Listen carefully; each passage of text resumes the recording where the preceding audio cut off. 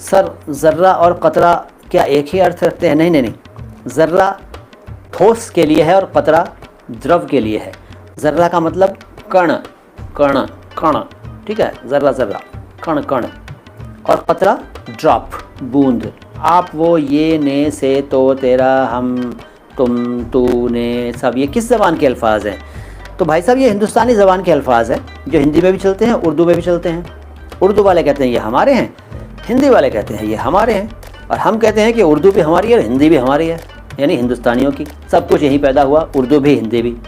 अब ये अलग बात है कि पाकिस्तान ने अपनी राष्ट्रभाषा यानी नेशनल लैंग्वेज बना लिया, बनाना तो था ही उनको कुछ ना कुछ, तो वो ज़्यादा उर्दू भाषी गए उधर, तो उन्होंने उर्दू को बना लिया अपनी भाषा, ठीक है, वरना तो साहब हमारी है उर्दू हिंदुस्तानियों की। एजाज अहमद कहते हैं अल्लाह का मतलब क्या होता है?